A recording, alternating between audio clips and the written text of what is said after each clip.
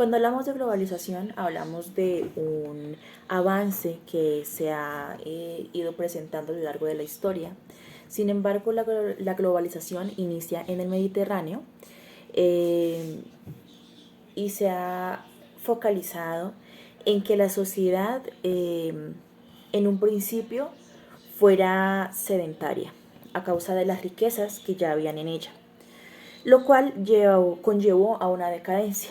Sin embargo, con el tiempo se presenta un nomadismo donde hay un movimiento de economía, un movimiento de comercio, un movimiento industrial que ha dejado de lado ese sedentarismo. Entonces, actualmente nos encontramos en una globalización, en medio de dos globalizaciones, donde está la globalización que inició en 1989, con el surgimiento de la tecnología y del Internet, donde guerras como la Guerra Fría, como las dos guerras mundiales, fueron basadas en esas diferenciaciones que habían, principalmente en cuanto a la industrialización. Entonces, la tecnología.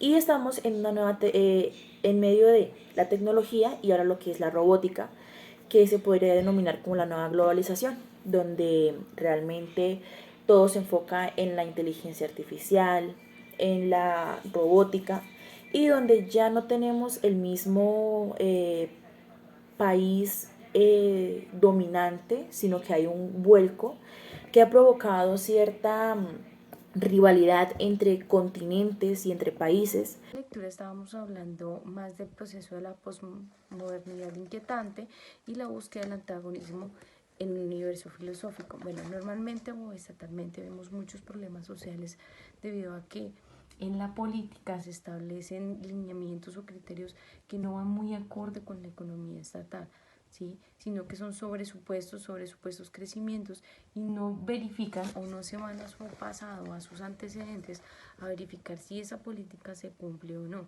¿sí? Decía el autor Buenaventura Sosa, ¿sí? Que tenemos, digamos, nosotros somos de una cultura o para que una ciudad crezca la cultura tiene que ser sedentaria. Normalmente siempre los seres humanos tienden a ser nómadas, no solo en el comercio que salen, sino también las culturas que cambian. Asimismo, como ellos no ven un pasado o un antecedente, muchas veces se cometen los mismos errores por desconocimiento de la causa. Entonces, esto es muy importante tenerlo en cuenta porque dependiendo de nuestro pasado, de nuestra cronología política, asimismo podemos generar un cambio, reduciendo el inconformismo social y aumentando el crecimiento económico del país.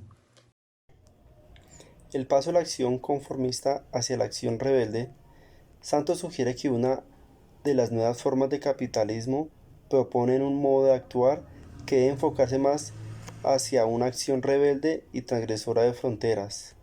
Es así una búsqueda de acciones que, en últimas, tracen el camino hacia el conocimiento en términos de emancipación, una acción que supere la noción de orden en pos de la solidaridad, una de las figuras claves dentro del recorrido rico-euriano, en particular en su etapa final de la reflexión en Caminos.